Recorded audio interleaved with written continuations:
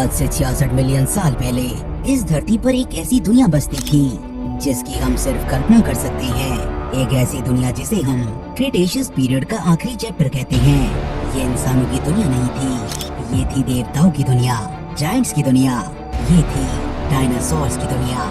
Imagine कीजिए north America के विशाल मैदानों में हजारों ट्राइसेरेटॉप्स की झुंड अपने बच्चों को घेरे हुए आगे बढ़ रही हैं। उनके 3 बड़ी सींग सूरज की रोशनी में चमक रही हैं, जो उनके सबसे बड़े दुश्मन को दूर रहने की चेतावनी देते हैं। उनके आसपास एडमोंटोसॉरस जैसे डक बिल्ड डायनासोर अपनी अजीब ड्रेस से आपस में बात कर रही हैं, एक ऐसी जबान में जो हम कभी समझ नहीं पाएंगे। जमीन पर एक एंकिलोसॉरस, एक चलता फिरता जिंदा टैंक जिसकी पीठ पर हड्डियों का कवच है और पूंछ पर एक भारी गदा आराम से पत्ते खा रहा है। बेवकूफ, आसमान में केवियर जैसे टेरोसॉरस नहीं बल्कि कैटज़ल्कोआत्ल जैसे अजीम और शान चींट उड़ रही हैं, जिनके पंख एक छोटे हवाई जहाज के बराबर थे। वो नीचे बहती नदी में अपने शिकार को ढूंढ रही हैं और उन्हीं जंगलों के अंधेरे में एक शिकारी इंतजार कर रहा है। एक नाम जिसे आज भी सुनकर डर लगता है, टायरेनोसोरस रेक्स। वो सिर्फ एक जानवर नहीं था, वो उस दुनिया का अंत था। उसकी सूंघने की शक्ति बेजोड़ थी, उसके जबड़े हड्डियों को ऐसे तोड़ सकते थे जैसे हम ब्रेड स्टिक्स को तोड़ते हैं। वो उस इकोसिस्टम का अनडिस्प्यूटेड किंग था। समंदर भी कम नहीं थे, वहाँ मोसासोरस जैसे 15 मीटर लंबे समुद्री राक्षस राज करते थे, जिनके जबड़ों में बड़े बड़े दांत थे। समंदर उनके आगे कांपता था। ये दुनिया 150 मिलियन सालों से चल रही थी, एक ऐसी दुनिया जो स्टेबल और वाइब्रेंट थी। उन सब जीवों को इस बात का जरा सा भी अंदाजा नहीं था क्योंकि ये दुनिया कुछ ही दिनों की मेहमान है, क्योंकि उनसे लाखों करोड़ों मील दूर स्पेस के अंधेरे में एक अनजान मुसाफिर तेजी से उनकी तरफ बढ़ रहा था, एक तबाही का दूत जिसे इस वाइब्रेंट दुनिया को हमेशा के लिए मिटा देना था। हम सबने फिल्मों में देखा है, किताबों में पढ़ा है, एक जायंट एस्टेरॉइड आसमान से गिरा और उसने सब कुछ खत्म कर दिया। लेकिन क्या ये कहानी इतनी सिंपल है? तो कुर्सी की पेटी बांध लीजिए, क्योंकि आज हम टाइम ट्रेवल करके उस आखिरी दिन में जाने वाले हैं जब धरती ने अपना सबसे बड़ा रीसेट बटन दबाया। हम एक ऐसी जांच पड़ताल करेंगे जो 66 मिलियन साल पुरानी है और उस असली कल्प्रिट को ढूंढ निकालेंगे जिसने डायनासोर्स का धरती से नामो निशान मिटा दिया। द क्लासिक सस्पेक्ट, पुराना मुजरिम कौन? तो दोस्तों चलिए इस कॉस्मिक इन्वेस्टिगेशन को शुरू करते हैं। इस कहानी की शुरुआत होती है साल 1980 में। एक टीम थे जिसमें Nobel prize winning physicist Luis Alvarez, उनके बेटे और जियोलॉजिस्ट वॉल्टर एल्वारेज और 2 केमिस्ट फ्रैंक एसारो और हेलन माइकल शामिल थे। वो इटली में कुछ पुरानी चट्टानों की पढ़ाई कर रहे थे। उन्होंने एक अजीब चीज नोटिस की। उन्हें चट्टान की लेयर्स के बीच एक पतली सी काली रंग की मिट्टी की लेयर मिली। इस लेयर को आज हम केपीजी बाउंड्री कहते हैं कि क्रिटेशियस पीरियड के लिए जब डायनासोर जिंदा थे और पीजी पैलेजियन पीरियड के लिए जो उनके पास शुरू हुआ। ये काली लाइन एक जियोलॉजिकल टोमस्टोन की तरह थी जो एक युग के अंत और दूसरे की शुरुआत का निशान था। उन्होंने इस मिट्टी का सैंपल लिया और उसे केमिकल एनालिसिस के लिए लैब में भेजा। जब रिजल्ट आए तो वो सब हैरान रह गए। इस मिट्टी में इरिडियम नाम का एलिमेंट आम मिट्टी से 300 गुना ज्यादा था। अब इरिडियम एक बहुत ही खास एलिमेंट है। जब धरती बन रही थी और पिघली हुई हालत में थी तो इरिडियम जैसे एलिमेंट्स ग्रेविटी के कारण धरती के कोर में यानी केंद्र में डूब गए। इसीलिए धरती की ऊपरी सतह पर यानी क्रस्ट पर इरिडियम बहुत ही कम मिलता है, लेकिन एस्ट्रॉइड और कॉमेट्स में इसकी भरमार होती है क्योंकि वो सोलर सिस्टम के उस ओरिजिनल मटेरियल से बने हैं जिसमें सब कुछ मिक्स था। ये एक कॉस्मिक फिंगरप्रिंट था, एक ऐसा सबूत जो चीख चीख कर कह रहा था कि कोई चीज आउटर स्पेस से आकर धरती से टकराई थी। इसी खोज ने इम्पैक्ट थ्योरी को जन्म दिया कि एक बड़ा सा एस्ट्रॉइड धरती से टकराया और उसके बाद जो हुआ वो पृथ्वी के इतिहास का सबसे बुरा दिन था। लेकिन सवाल ये था कि ये एस्ट्रॉइड आया कहां से था?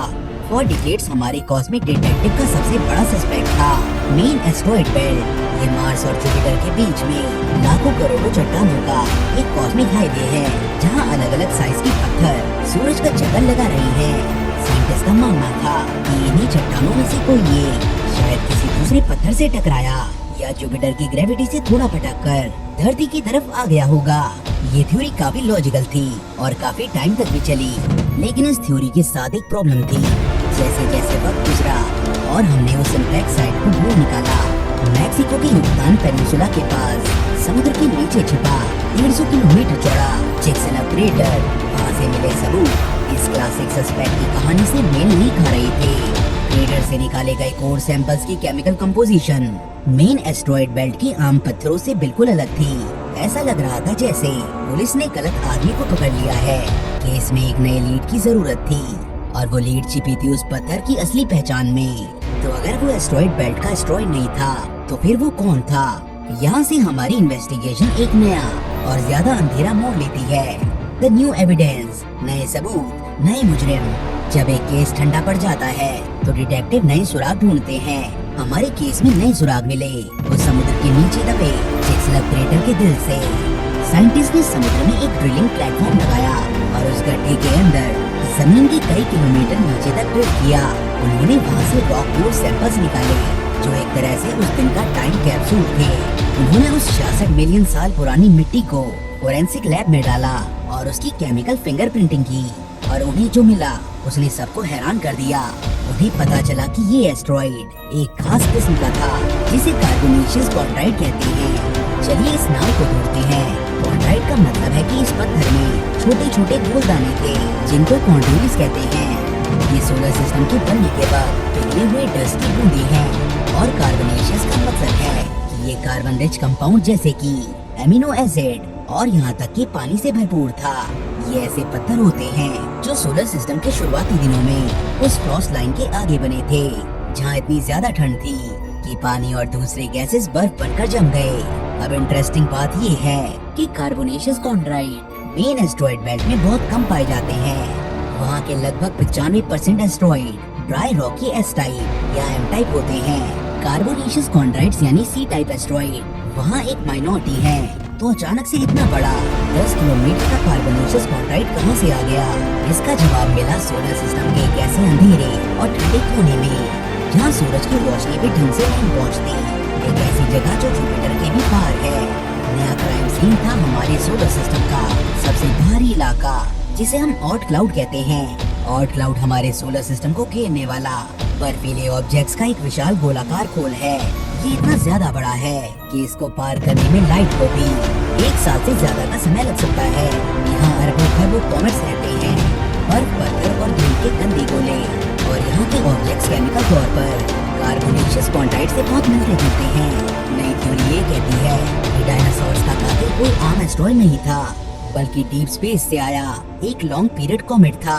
एक आवारा भटकता हुआ मुसाफिर जो हमारे सोलर सिस्टम के अंधेरे बर्फीले इलाके से अपनी राह भटक गया था।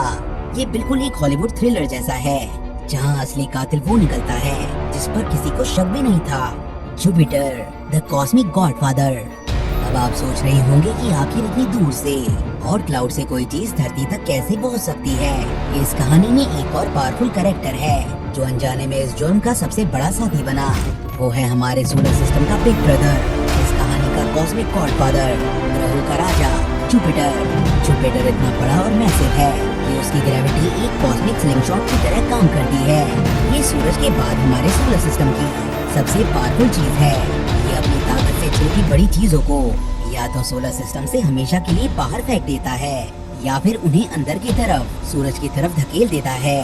कई बार ये हमें बचाता है, इसीलिए इसे अर्थ का प्रोटेक्टर भी कहते हैं। लेकिन इस बार इसने उल्टा काम किया। हार्वर्ड यूनिवर्सिटी के साइंटिस्ट ने सुपर कंप्यूटर्स पर एडवांस सिमुलेशंस रन किए। उन्होंने ऑट क्लाउड से आने वाले कॉमेट्स के रास्ते को आने वाले लाखों साल के लिए मॉडल किया।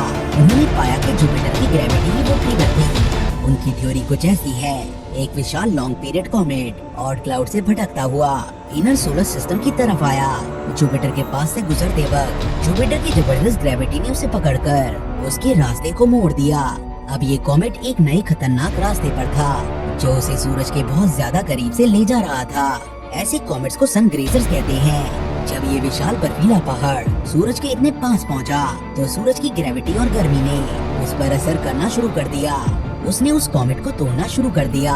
वो विशाल कॉमेट कई टुकड़ों में टूट गया और इन्हीं टुकड़ों में से एक जो खुद भी माउंट एवरेस्ट से बड़ा था अपनी तबाही की यात्रा पर निकल पड़ा। मॉडल के अनुसार इस तरह के सनक्रेजर कॉमेट्स के टूटने से धरती से टकराने वाले टुकड़ों की संभावना 10 गुना बढ़ जाती है। जुपिटर ने अनजाने नहीं सही पर उस लोडेड गन का ट्रिगर दबा दिया था। उसने उस ऑट क्लाउड के शांतवासी को एक अस्त्र बनाकर सूरज के पास भेजा और सूरज ने उसे तोड़कर उसके एक हिस्से को धरती के लिए एक फाइनल डेस्टिनेशन बना दिया। दी फाइनल है कयामत का दिन। तो अब हम उस दिन पर आ गए हैं। आइए इस अंजाम को घंटे दर घंटे, मिनट दर मिनट और सेकंड दर सेकंड महसूस करते हैं। इम्पैक्ट से कुछ घंटे पहले वो पत्थर अब धरती के एटमॉस्फेयर में घुसने वाला था। वो सूरज से ज्यादा चमकदार दिख रहा था। एक दूसरा झूठा सूरज जो तेजी से नीचे आ रहा था। जैसे ही उसने एटमॉस्फेयर की ऊपरी परत को छुआ, एक सोनिक बूम हुआ होगा। एक ऐसी आवाज जिसे इंसानी कान शायद सह भी ना पाए, जिसने हजारों मील दूर सो रहे टेरासोरस को उनकी नींद से जगा दिया होगा। ये ऑब्जेक्ट 10 से 15 किलोमीटर चौड़ा, 72,000 किलोमीटर प्रति घंटे की रफ्तार से धरती के एटमॉस्फेयर में घुसा। उसके आगे हवा इतनी कंप्रेस हुई कि वो प्लाज्मा में बदल गई, जिसका टेम्परेचर सूरज की सतह से भी ज्यादा था। इसने एक्चुअल इम्पैक्ट से पहले ही नीचे जमीन पर एक थर्मल फ्लैश भेजा, जिसने आंखों को अंधा कर दिया और सूखे पत्तों में आग लगा दी। उसकी kinetic energy 100 trillion ton TNT के बराबर थी। और फिर आखिरी सेकंड में वो मैक्सिको की खाड़ी के पास शैलो समुद्र से टकराया। इस पॉइंट को ग्राउंड जीरो कहना भी इसके साथ इंसाफ नहीं होगा। जिस पल वो इम्पैक्ट हुआ, उस पल वो 10 किलोमीटर का पहाड़ और उसके नीचे 30 किलोमीटर तक धरती की क्रस्ट दोनों ही 1 सेकंड से भी कम में वेपराइज हो गए, यानी ठोस से सीधा गैस बन गए। एक ऐसी एनर्जी रिलीज हुई जिससे एक ट्रांसिएंट क्रेटर बना जो 100 किलोमीटर चौड़ा और 30 किलोमीटर गहरा था। माउंट एवरेस्ट से 3 गुना ज्यादा गहरा। लेकिन ये गड्ढा फौरन ही वापस कोलैप्स हो गया, जिससे वो 150 किलोमीटर चौड़ा चिक्सलप क्रेटर बना जो आज हम जानते हैं। ये तबाही अब लाइट की स्पीड से हर दिशा में फैल रही थी। पहला मिनट इम्पैक्ट से पैदा हुई सेस्मिक वेव्स ने धरती को एक घंटी की तरह बजा दिया। रेक्टर स्केल पर 11 या 12 का भूकंप हर कॉन्टिनेंट पर महसूस हुआ। इसने दुनिया भर में ज्वालामुखियों को ट्रिगर कर दिया, जो फटकर और जहरीली गैस एटमॉस्फेयर में छोड़ने लगे। पहला घंटा इम्पैक्ट से उछला हुआ पिघला हुआ पत्थर, जिसे हम इजेक्टा कहते हैं, स्पेस तक पहुंच गया। जब ये लाल गर्म कांच के टुकड़े यानी टेक्टिड्स वापस गिरे, तो उन्होंने पत्थरों की आग वाली बारिश शुरू कर दी। उन्होंने एटमॉस्फेयर को इतना गर्म कर दिया जैसे एक इंडस्ट्रियल फर्नेस हो। और वो चीज जो खुले में था, जो बर्फ या पानी के नीचे नहीं छिप सका, वो इस आग की भट्टी में जिंदा जल गया। ये था ग्लोबल फायर स्टॉर्म। अगले 6 से 8 घंटे इम्पैक्ट ने समुद्र के पानी को भाप बना दिया था और नीचे के पत्थरों को धक्का दे दिया था। इससे एक मेगा सुनामी पैदा हुई। ये लहरें आम सुनामी नहीं, बल्कि 300 मीटर से लेकर शायद 1 किलोमीटर तक ऊंची थी। इन लहरों ने अमेरिका के अंदर टेक्सास तक सफर किया और वहाँ समुद्री जीवों के फॉसिल छोड़े। जो भी जीव इम्पैक्ट जोन के आसपास थे, वो तो पलक झपकाते ही खत्म हो गए। लेकिन जो दूर थे, उनके लिए असली तबाही तो अभी शुरू होनी थी। द लॉन्ग नाइट, अंधेरे रात का दौर। उस इम्पैक्ट ने इतनी धूल, मिट्टी और सबसे जरूरी वेपराइज रॉक से बने सल्फर एरोसोल्स एटमॉस्फेयर में फेंक दिए कि सूरज की रोशनी धरती तक पहुंचना बंद हो गई। धरती पर अंधेरा छा गया। सूरज एक धुंधला सा दाग बनकर रह गया। एक ऐसी इम्पैक्ट विंटर या न्यूक्लियर विंटर शुरू हो गई, जो महीनों नहीं सालों तक चली। ये एक ऐसी अंधेरी रात थी जिसकी कोई सुबह नहीं थी। इस अंधेरे और ठंड ने डेडली चेन रिएक्शन शुरू कर दिया, जिसने उन डायनासोर्स को भी मार दिया जो शुरुआती इम्पैक्ट से बच गए थे। चलिए इस स्लो डेथ को विस्तार में समझते हैं। Photosynthesis shutdown and temperature drop. सूरज की रोशनी के बिना पेड़ पौधे और उनका खाना बनाने का प्रोसेस अचानक से बंद हो गया। जमीन पर जंगल मरने लगे। एवरेज ग्लोबल टेम्परेचर जो पहले 20 से 25 डिग्री सेल्सियस था, वो गिरकर माइनस में चला गया। जो टीरेक्स फायर स्टॉर्म से बच गए, अब वो ठंड से मर रहे थे। Ocean acidification and marine collapse. समुद्री जीवन के लिए ये और भी बुरा था। एटमॉस्फेयर में जो सल्फर एरोसोल थे, वो पानी के साथ मिलकर सल्फ्यूरिक एसिड बन गए। इससे एसिड रेन शुरू हुई। ये एसिड समुद्रों में घुल गया और उन्हें एसिडिक बना दिया। इसने एमोनाइट्स जैसे शेल वाले जीवों और प्लैंकटन के कैल्शियम कार्बोनेट से बनी खोल को पिघलाना शुरू कर दिया। प्लैंकटन समुद्री फूड चेन का बेस होते हैं। जब वो मरे तो उन्हें खाने वाली छोटी मछलियाँ भी मर गयी, और फिर उन्हें खाने वाली बड़ी मछलियाँ मरी, और आखिर में उन्हें खाने वाले मोसासॉरस भी भूखे मर गए। समुद्री इकोसिस्टम नीचे से ऊपर तक पूरी तरह से कोलैप्स हो गया। Starvation on land. जमीन पर भी यही हुआ। जब पेड़ पौधे खत्म हो गए, तो उन्हें खाने वाले हर्बीवोर डायनासोर जैसे ट्राइसेरेटॉप्स और एडमोंटोसॉरस भूखे मरने लगे। उनके विशाल शरीर को जिंदा रहने के लिए हर दिन टन के टन खाना चाहिए था, जो अब अवेलेबल नहीं था। और जब शाकाहारी जानवर मर गए तो उनका शिकार करने वाले टीरेक्स जैसे मांसाहारी डायनासोर्स का भी अंत हो गया। भूख ने उन्हें भी नहीं छोड़ा। ये एक साइलेंट किलर था, एक ऐसी ठंड, अंधेरा और भूख जिसने धरती के 75% जीवों को मिटा दिया। बड़े बड़े समुद्री राक्षस जैसे मोसासोरस, हवा में उड़ने वाले टेरासोरस और जमीन पर राज करने वाले हर तरह के नॉन एवियन डायनासोर्स सब इस लंबी रात में हमेशा के लिए सो गए। A new beginning, नई सुबह, नई दुनिया। लेकिन कहते हैं ना, हर अंत एक नई शुरुआत होती है। जब डायनासोर्स का 150 मिलियन साल का राज खत्म हुआ तो उनकी परछाई में रहने वाले छोटे छोटे जीवों को एक मौका मिला। ये थे हमारे पूर्वज मैमल्स। डायनासोर्स के टाइम पर मैमल्स छोटे, डरपोक और रात में निकलने वाले जीव थे। उनका साइज चूहों जैसा था। वो दिन में छिप जाते थे और रात के अंधेरे में कीड़े मकोड़े ढूंढते थे। लेकिन जब टीरेक्स जैसे बड़े बड़े शिकारी खत्म हो गए तो इन छोटे छोटे मैमल्स के लिए एक नई दुनिया खुल गई। जो दुनिया पहले उनके लिए एक डेथ ट्रैप थी, अब वो उनके लिए एक लैंड ऑफ अपॉर्चुनिटी बन गई। अगले कुछ मिलियन सालों में मैमल्स ने तेजी से इवॉल्व करना शुरू किया। इस प्रोसेस को एडेप्टिव रेडिएशन कहते हैं। वो बड़े हुए, अलग अलग तरह का खाना खाने लगे और उन सारे इकोलॉजिकल निशेस को भूलने लगे जो डायनासोर्स के मरने की वजह से खाली हो गए थे। कुछ पानी में चले गए और डॉल्फिन्स और व्हेल्स बने। कुछ ने आसमान में उड़ना सीखा और बैट्स बन गए और कुछ जमीन पर ही रहे और घोड़े, हाथी, शेर और बंदर बने। इन्हीं बंदरों की शाखा से आगे चलकर हम इंसान इवॉल्व हुए। अगर वो ऑट क्लाउड का आवारा पत्थर उस दिन जुपिटर से ना टकराया होता, अगर सूरज ने उसे तोड़ा ना होता और अगर उसका एक टुकड़ा धरती से टकराया ना होता तो शायद आज इंसान इस धरती पर ना होते। हमारा अस्तित्व उस तबाही का एक बाय प्रोडक्ट है। हम उस रात से उठे हैं जो डायनासोर्स के अंत से बची थी। Conclusion, a cosmic lottery and a warning. तो दोस्तों, डायनासोर की अंत की ये कहानी एक सिंपल एस्टेरॉयड हिट से कई ज्यादा कॉम्प्लेक्स और फैसिनेटिंग है। ये एक ऐसी कहानी है जिसमें अनजान मुजरिम है, अनजान साथी है और एक ऐसा कॉस्मिक इवेंट है जिसने हमारी धरती की किस्मत हमेशा के लिए बदल दी। ये कहानी दो जरूरी सबक सिखाती है। पहला ये कि साइंस कैसे काम करती है। एक थ्योरी आई, नए सबूत मिले और उस सबूत की बुनियाद पर एक नई बेहतर थ्योरी बनी।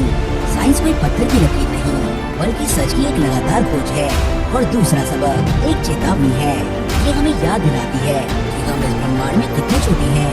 एक छोटी सी कॉस्मिक घटना, एक आवारा पत्थर का गलत मोड़ लेना पूरे प्लेनेट का इतिहास बदल सकता है। लाइफ जैसे कि हम जानते हैं एक कॉस्मिक लॉटरी की तरह है।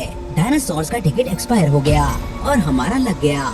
आज हम इंसान उस ताकत को समझने लगे हैं। हम टेलीस्कोप से आसमान को स्कैन कर रहे हैं और खतरनाक एस्टेरॉयड को ढूंढ रहे हैं। नासा का डार्ट मिशन इसका एक प्रमाण है, जहां इंसानों ने पहली बार जानबूझकर एक स्पेसक्राफ्ट को एस्टेरॉयड से टकराकर उसके रास्ते को बदला। हम सिर्फ अब इस कॉस्मिक शूटिंग गैलरी में बैठे निशान नहीं है, हम अपने बचाव के लिए तैयारी कर रहे हैं। लेकिन आखिरी सवाल ये है, क्या हम अकेले हैं और क्या इतिहास अपने आप को दोहराता है? इन्हीं सवालों के साथ मैं आपसे विदा लेता हूँ।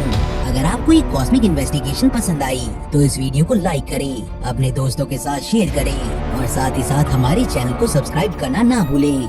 आप हमें कमेंट्स में बताएं कि इस नई थ्योरी के बारे में आप क्या सोचते हैं। अगले वीडियो तक सोचते रहिए, सीखते रहिए।